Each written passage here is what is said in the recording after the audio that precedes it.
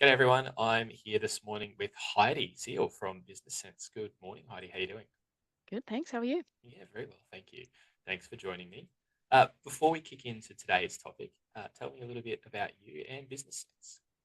Cool. So, my name is Heidi Seal, and I'm an operations consultant. I live in the beautiful Tauranga, New Zealand, but work with businesses throughout New Zealand, sometimes into Australia, sometimes into the UK. Mostly service-based and like manufacturing businesses, work with them to get software implemented and consult on their processes and operations. So, getting their people, process, and software all working together to deliver their products and services as efficiently and profitably as possible. Awesome. And how did you get into operations consulting? I have always been into fixing things and problem solving. I had my own bookkeeping and software implementation business for a good amount of time. I sold that about 10 years ago, and we were right when Xero was kind of coming into mainstream, where there was 4 applications in the App Store, and so just naturally yeah, moved on from that to do more focus on software and then, yeah, the operations consulting as well. It's a lot of fun. Yeah, cool. And you've worked with a heap of our clients now across everything from fabrication to construction to machinery manufacturing. Yes. What sort of clients do you have a preference for what kind of clients you work with? Well, I have to say, all of my clients are generally just great humans, and Yep. so that is awesome. I love that. But I especially love working with the clients who have a design, manufacture, install kind of model to their business. With Work Guru, I feel like we can just get a really good game-changing result because often they're used to having siloed platforms, pulling information from different places, and we can go all housed in the same platform, and it just makes their lives so much easier. So yeah, always good to have those type of clients. Awesome. Thank you. That's very lovely to hear. So today we're going to talk about the job management system as a source of truth for Yes. business leaders in particular. But why is it important to create a single source of truth? Well, when it comes to running a business and potentially, especially a service-based business, there's just a load of moving parts. So making sure that there's leads for future work, making sure those leads are being looked after, tracking and measuring what quotes are out there for your sales pipeline, making sure there's enough work for the team, right materials, timelines, progress, profit, are we on track, making sure that invoicing is getting done, getting paid, plus just a bunch of health metrics across the organization. And I guess I've seen a lot of businesses that function on a mix of post-it notes, whiteboards, emails, staff brain, spreadsheets, a bit of software, and it just makes it really difficult to run practically an efficient and profitable business when everything is everywhere. And so having that in one central place as a place where you consult to be like, this is the realistic, up-to-date truth of what's going on in my business is just incredibly valuable for business owners, business leaders, general managers, anyone who's has responsibility essentially for making sure the business is healthy. Yeah, 100%. And yeah, particularly for those clients that you're talking about, the design, fabricate, construct, install, there's enough things going on without having to try and juggle them between different systems. Yes. Yeah. Yes, there's a lot going on, and whether that be in relation to, the materials or the time or the phases or the details, so much can get lost, so much can get double handled, and so much can go wrong from delivering to clients. And unfortunately, I've just heard, a lot of stories where they haven't been able to deliver what they said to clients. And so it's just a really practical way to make sure that they can do their best work. Yeah. So for us, a lot of it's about eliminating A, that double handling, and B, the reliance on manual processes Yes. to create that source of truth. If you're relying on a human intervention process 2 or 3 times to join data Yes. between systems, it's very, very hard to get consistent data. Oh, and especially between different teams, different locations, different types of disciplines, yeah, it can unravel pretty quickly. So, what kind of stuff, in your experience, what gets missed if you don't have a source of truth? Uh, a bunch of stuff, even as simple as dates, as simple as who is the client contact, what the site address is, everything from how many hours are supposed to be spent, whether something's done or not done, whether materials are ordered, whether they have materials in stock. It's often the little, like lots of little things that are the real downfall rather than one big thing, and having it available and accessible so that people can self-serve as well rather than having to send another email, make another phone call, just have loads of busy communication. Yeah, it just makes a huge difference if it's all there, accessible, up to date, so much better for the whole team. So to say that one of the main things is stopping that scramble for tiny bits of information. It's not one big miss. It's minimizing that. Oh swears, help me. Yes, and it's kind of empowering the team to all be singing from the same songbook. And I guess that's where, in a good job management platform, you have permission, so everyone can have what they need, but they don't have more than they need. They're not going to see, someone else's hourly rate or the profit on a project, but what they do need, they can get, they can access themselves. And so you've got the same source of truth. You might have different layers available to different people, but it just empowers the team to be able to deliver their part of the project really well. Yeah, and it removes that critical point of failure of that one person, which is usually there's an admin lady in every business who's got those systems stuck together, who everything has to go through, whether it's the admin lady or the owner or the operations manager. You've always got that one person. You've got those multiple systems where their entire day is answering questions from other people. Yes. And also it eliminates the things that are tucked in people's inboxes that are really critical, whether that be a potential cost overrun or a variation that hasn't been made public, and it can really derail, it can turn something from being a profitable project to a real loss if those things are visible and the team doesn't know what's going on. Yeah, that's a hidden information. Inbox hidden is yes, it's a wonderful profit eater, that one. Yes. That's horrendous for companies. So there's a couple of different schools of thought, and you said previously that you had your own bookkeeping business. Why should the source of truth be the job management platform and not the general ledger? So, the accounting system is a great source of truth, and we absolutely need to have that running well, up to date, all that kind of side of things, but it's only ever going to give us the lag indicators. And by that, I guess I mean it will tell you the truth about what has happened, and at a point that it's difficult to course correct. Whereas having your job management system as a source of truth, it gives you a lot more lead indicators. So things that tell you about the future and the current state, where things are heading with your business and projects. And as you can imagine, that's just super valuable to be able to read your data, make proactive decisions about the future, whether to move or tweak or course correct, or whether you can just rest at night knowing things are on track. And so, yeah, that's where yay for accounting systems, but it's just not going to help us manage our projects in a way that, that sleep at night factor is where we need it to be. Yeah, it's hard enough as a small business owner to sleep at night. You've got a million things running through your head. Exactly, you don't know right. what's going on. Yes.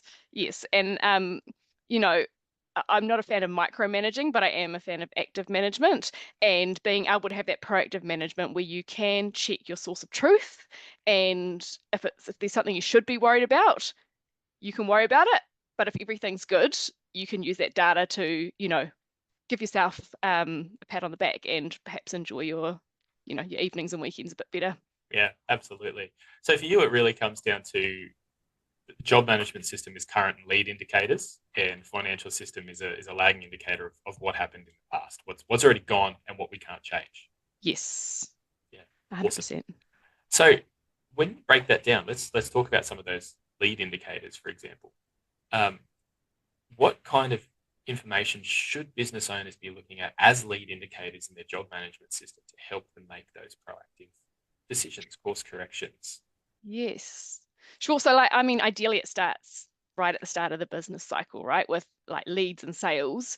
If you've got leads and opportunities that are being tracked inside your job management system, then you can look to the future and know, what does our future look like? Are we looking healthy? Are we looking lean? Do we need to put more work in?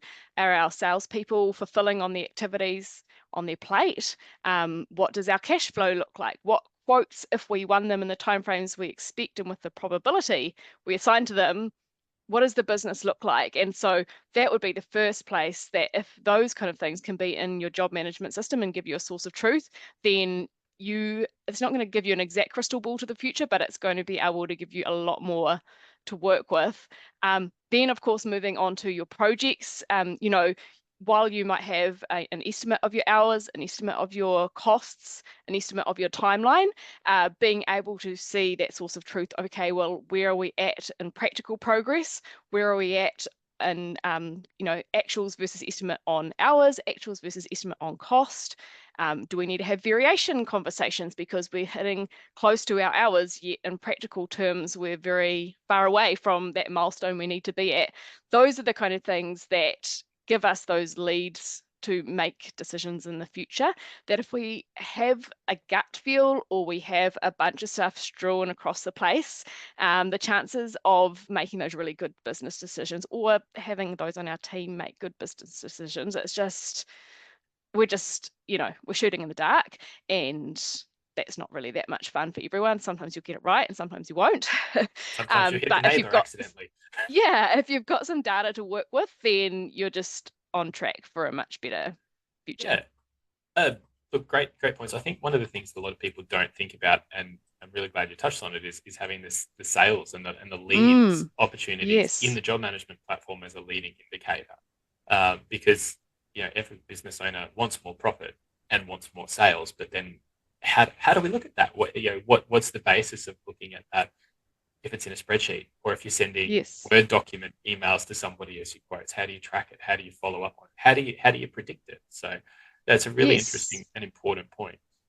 Yeah, and there's often a really tricky conversation between the finance manager, who might be technically kind of responsible for the health of the business, trying to get a grasp on what the pipeline looks like, and the sales team, who have got all these conversations and vital information in their head, and no one has the time to have these conversations. And so it's essentially the finance manager's often making it up, or part of it up, to Guessing. do their Best job. guess. Best guess. Yes, Best best guess. guess, yeah. Not making it up. And no one enjoys chasing people for that information. So yeah, having it there is just so much better. Yeah, 100%. And not to put you on the spot with some detailed questions on that, if you're doing an operations review of a sales team and how the sales team stuff flows through to pipeline management, what sort of questions are you asking about your leading indicators to go, are we going to be okay next month, next quarter, next half? What are the sort of things you're wanting to see? So I'm wanting to see things like, prospects in terms of opportunities that are on the horizon, and they might not be locked in as quotable projects yet, but what conversations are happening out there, and are there accountable time-bound actions against those leads in the future? It's great to have leads, but if there's no kind of reminder or time-bound action associated with them, then Mm-hmm. there's not a lot to go on there. And then when it comes to the quotes, what the probability likelihood of winning, what the time frame is, what revenue stream it relates to in the business, if it's going to require a certain element of resource that might need a bit more pre-planning. So anything, just the more data we can get, the better. And what I often find is on the sales side of things, salespeople, because they're very busy, often just don't have this kind of thing downloaded. So giving them a platform where they can just get it in, and an expectation of, on a certain cadence, things are updated so that it can be relied on. Once that agreement's in place, then it just becomes about holding that standard. And there's that transparency of what's happening in the pipeline, both in terms of volume, type of business, dollar value, what that's going to look like in the future. Yeah, really interesting type of business is one I want to focus in on a little bit. There is like in Australia and New Zealand at the moment, we've both got relatively high inflation and relatively high interest rates, and it's a really tough environment to be in. And that type of business that you're quoting might be for a different type of work, whether it's new build versus repair. Like, are people trying to eke the life out of older machinery significantly more than they were previously, where they might splurge on new stuff? That type of work that you're doing and the dollar value of work can really give you that strong lead indicator of, okay, we've got people that are amazing at building stuff right now, but based on the pipeline of work that's coming down, maintenance is going to be much more about part of work, I mean, or whatever it is. It's just Yes. that visibility into what it's going to look like 3 months from now to allow you to plan, rather than have a whole bunch of people standing around doing nothing in 3 months that Yes. you're paying them for. Yeah, and it kind of marries like the practical, I guess, economic environment with what's happening in your sales pipelines. Like you say, if you're winning a bunch of work that is becoming obsolete, then that's not a great business decision. I have a client who they do a lot of government work, but with a change of government, that changes a bit. So they're needing to pivot a bit more into seeking out retirement village or other construction kind of sectors. And so knowing that the change of government gives a little bit of uncertainty, yeah, the more they can identify their pipeline, the diversity of the revenue streams, then that gives them just a lot more of a robust, robust future, really. Yeah, cool. And where it becomes really important, I think, to have this in one place is the Mm, salespeople entering the data, and then the project managers running the projects around it. It lets the management team and executive team going, okay, well, we have 30 projects of this type in progress, but we've got none of them quoted, yes, or one yes, or two. yeah. Or did we only write 6 quotes this month? And they're a higher dollar value. So is it just that only governments are buying with money that they print, versus B2B clients? Where do we focus? So it's a really good point that you make, moving from that government to retirement village. Yeah, it just gives you that information to make those kind of decisions ahead of it being Yes. too late. And likewise, on that same vein, the profitability of projects, being able to see if your cost center, if your base costs are representative. Often salespeople can be rewarded at the front end on the dollar value of work, not necessarily the margin of that work. And so again, having that visibility of like, oh, we've got $600,000 sitting here, but the margin on this kind of work is really low. So that's going to present a challenge. Again, just having that visibility will make all the difference in the world to 6 months from now when you're trying to make sure that your cash flow is working. Yeah, super Yeah, relevant. that's something that a lot of people don't necessarily talk about when it comes to salesperson remuneration. It's always on the headline number: how much revenue did you generate? Not, did you generate it at a 1% loss, or a 3% margin, or a 36% margin? What is it? Yeah. Exactly. And it's the kind of thing that might not trickle through until a couple months deep of using a platform, whether the hours or the whatever the estimate that your salespeople are using is on point, but it's the kind of thing that then can be refined to actually be realistic rather than idealistic. And even though it might be a painful truth at times, it's a truth that then we can do something with. So yeah, the more we can kind of review those numbers, revise, send feedback and iterate. Again, we can only do that when we've got numbers to work with that have some kind of logical truth behind them. So Yeah. You, yes, you another can't good reason. can't improve what you can't measure. That's the old one. You Exactly. can't improve it if you don't measure it. So it's really interesting. We talked the leads to quote to project margin. When you're looking at a project, what information are you looking at on a project to say going well, going poorly? What do you think that management and executive team should be looking at to say we're happy with this project or not, or this type of Yeah, project? so I guess from a system perspective, while you might have kind of quality metrics and NPS scores and that kind of thing, that is definitely a part of, I guess, project success. Typically, we kind of have a range of project health metrics that can be a little bit business specific, but generally speaking, hours actual versus estimate, and again, against practical progress. And just to explain that, what I mean is if we're 80% through the amount of hours we expected, but we're only 50% through what we need to get done on the ground, then having whether that be a custom field or a different mechanism to be able to report on actual versus estimate, but then bringing into account that practical progress is really important.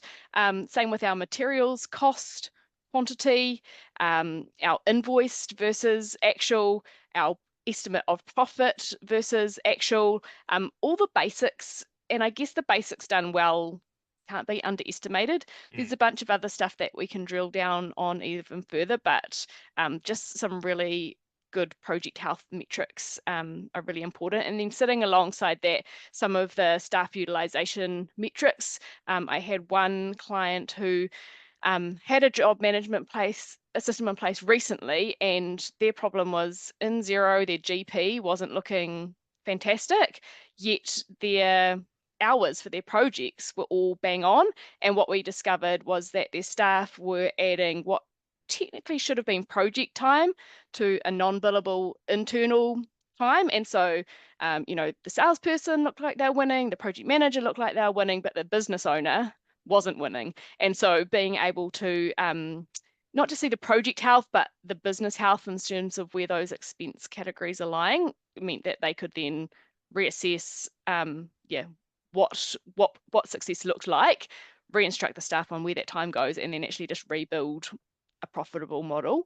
And so looking at those kind of things are super important. The source of truth thing really relies on people entering the truth, and it's a really important change management thing. Tell the system what happened. Whether that's, hey man, we budgeted 100 hours for this, but we spent 300 hours on it. Why? Is it a variation? Did the client say, hey, we sent you drawing 1. Sorry, it was actually drawing 2. Or the best one I've seen years ago is a crew of 8 blokes rocked up on site to do something, and the person who had the key to the gate was sick that day. So they had 8 people standing around for 5 hours before they got let in. That's 40 hours of lost billable work that if you put it on, we weren't working, it's an internal. That's a cost to the client. It has to be. You have to have some ability to recover that. If you don't record what happened, you can't charge for it or make decisions based on the truth. You're making decisions based on the nice story we'd like to tell ourselves. Yes. And that's where I guess, the things that happen in the project management system, they spill onto real life conversations and decisions. And it may be that, resetting some standards, resetting some policies, resetting some ways of working comes from that. But ultimately, those conversations will hopefully make the business better. But it's not going to fix those problems, but it's going to point you towards what's going on and hopefully help you find a way to make it better.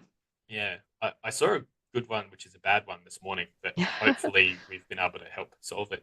We saw somebody who had set up a contract with a tier 1 mining company to supply certain things, and literally just by setting up the line item level detail of the contract line items, we could see on the very first item that he may or may not have completed a contract to supply. He's going to lose $300 per time he supplies it, if he supplies it perfectly, efficiently, every single time. Good information to know. Yes. So this morning's job is to check whether that's a typo in the data or go and seek a variation to the contract, because you literally just can't do that. But if you don't have that level of detail, you spend 3 months supplying all of this amazing work and product to a tier 1 client. You think, this is amazing. I love having this client. And every time they buy from you, you lose money. Yes. Which is makes them not the goal. No, but it happens all the time. It does. Right? It happens all the time. And people are busy and they're busy delivering, and it's not always the thing that feels urgent, but it's just so important. So sales, profitability, line item level comparison between the job forecast versus actuals, all of that is the job management system. So we've got a lot there. What should you rely on general ledger for? What do you use that for? If you've got a job management system that's the source of truth, does that mean the GL doesn't matter? Oh, no, the GL still matters. I mean, we need to know how the business is performing overall. I normally speak to clients about your job management system being your perfect capture of gross profit. So again, hopefully everything above that gross profit line in your general ledger reflects the sum of everything that's going on in your job management system. If not, then we probably need to talk about some coding and mapping and just kind of good business processes there. But I mean, you need your GL to know what's going on in the wider business, to cash flow across other areas that aren't your specific projects. There's a bunch of business health that absolutely is important in your GL. We need it for compliance so that we can pay the right amount of taxes, do our GST, 100%. Important still.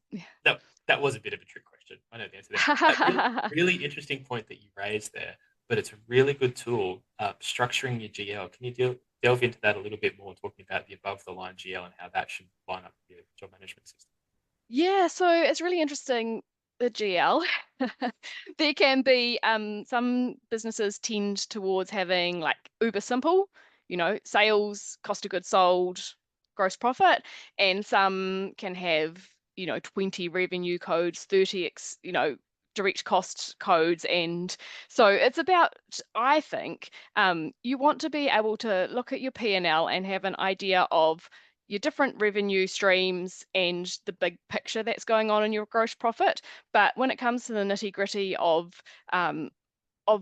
how you want to slice and dice things for more analysis, that should be in your job management platform. And so, yeah, wherever possible, we want to be smart with mapping our income streams to potentially, say, 3 or 4 revenue codes. And I'd probably say the same with your direct expense codes as well. But it's not designed to be kind of the really nitty-gritty analytical vehicle for everything that's going on with your revenue and direct costs. I want to come back to both of those points because they're awesome. So the first one I'm going to talk about, ask you further about is, so when you're looking at job management system through to Xero, WorkGuru through to Xero, for example, you would love to see WorkGuru's profit reporting marry up with the above the line margin reporting, gross cost, gross revenue on the P&L, and have everything that's indirect costs, fixed costs below that line. And you want to be looking at that sort of above the line section, so WorkGuru and Xero matches up as close as possible. Yeah, that would be my ideal. Yeah, cool, awesome. So step 1, do that. And then the second bit, talking about the Xero, GL, My QuickBooks, whatever you're using, not being the nitty gritty. That's a really difficult thing for a lot of finance leaders, CFOs, internal accountants to get used to, because it is a big change where if I want financial reporting, I want it out of my financial system. What happens if you try and do job level financial reporting in that GL like that? I mean, I think that it takes a lot of extra time to get reasonably substandard information.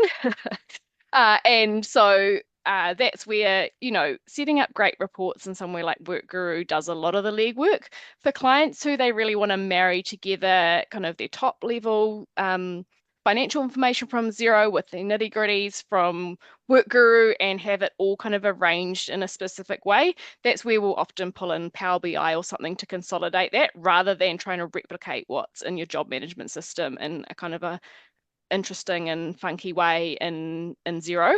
I think it just takes a lot of extra time to get something pretty substandard if you're trying to get all that detail happening in your accounting system. Yeah, 100%. We see it a lot, and it's a change management thing, and it's a comfort zone thing. I've always got this report out of my financial system. I want it out of my financial system. You need to move that as part of that change process to moving to a job system, and your job management system is the source of truth to go, okay, the way we talk about it is the job management system is your operational financial elements, and then the GL becomes your statutory reporting and your big picture kind of things. But your operational performance is your job management system, and then statutory reporting compliance is your general ledger. I've seen even very recently people trying to use 50, 60, 70 tracking categories to try to manage that amount of jobs at a time. And it's doable, but, getting that information is difficult. Not everyone can have access to it. It's, again, very laggy. And also, it's just what's actually happened. There's no comparison to what we expected to happen versus what's actually happened. So, the more that you can kind of have, like you say, your operational financial information in your job management system, and then your overarching trends as well as your compliance stuff in your accounting system, just everyone's going to be happier. Everyone. And everyone. Well, and eventually, because not straight away, everyone will take a little bit of getting used to new systems. Yes. But the other thing is, it just costs a fortune to re-enter everything you've entered in your job management system, as you say, in your general ledger, to get almost the same data. And if you do have those 70 GL codes or tracking categories, is anyone actually reading that at a P&L level? Yes. All good points. What's the biggest benefit you've seen from somebody moving from a GL to the job management system as their point of truth? So, I mean, probably just not having to pull everything from all the random places in life, from the paper, from the spreadsheets, from the people, from the whiteboard, from the emails, from, the conversations that went on in a different room that you weren't privy to. Just being able to have everything there is, you can't underestimate how valuable that is.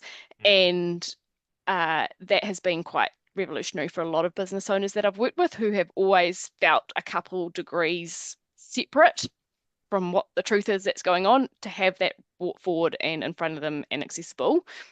Yeah, game changer. Yeah. Have you seen anyone cut or change a line of business once they've moved out of that P&L level reporting through to job type reporting?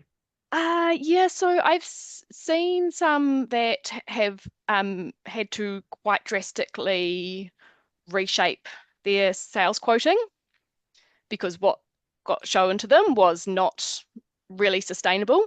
And I've seen others as well who have approached new jobs with a whole different philosophy, especially big projects, again, because of what work grew eliminated to them. And so they haven't thrown out lines of revenue, but they've really reshaped and reset how they do things and what they will and will not deliver and will not charge. And it would have, that would have been super detrimental if they hadn't had that information to make those decisions with. Yeah, we see that one all the time. We actually see people either cut lines of business or realize. Worst one I saw years ago, which was, thankfully we got there before they had invested a giant chunk of money. This is a client who was looking to go into a particular type of tipper truck, and they'd quoted these based on about a $40,000 cost, $40,000 sale price, and about a $25,000 cost. So they're like, great, we're going to make 15 grand each. We're going to try and do 5 of these a month. Go. And we costed the very last one that they'd done, and it came in at $42,000 direct cost. And they literally had just started doing a ramp-up process to go and sell as many of these things as they could, and they were going to lose $2,000 every single one. So they would have been very busy going backwards. Yes. No one wants to be busy going backwards. It happens a lot. Yeah. So if you're talking to a business leader and say, look, we're just going to focus on one thing to get you started in your job management platform, what is your key thing to start with? So the first thing, if you were going to choose one thing, is just to get your actuals in accurately. Time and cost accurately, because that will just give you the best start you can have to knowing what's going on in a project. Then, as you know, there's a million other important and peripheral things. But yeah, accurate time, accurate cost, that is the best place to start if you're going to choose one thing to get into your system straight away. Again, trick question, but it's good to go. What's your one thing? And I agree, actuals. What did we actually spend? So, Heidi, thanks for joining us. How do people get in touch with you if they want to get some of your operations know-how and improve the way they run their business? How do they get in touch? Yes. So you can find me on LinkedIn, Heidi Seal, or I have a website, www.businesssense.co.nz. There are a lot of S's in there. Or email me, heidi@businesssense.co.nz. You can probably Google me. I'm sure I'll pop up. Yeah, don't hesitate to get in touch. Perfect. Thanks for joining us, Heidi. Really appreciate it. No worries. Thank you.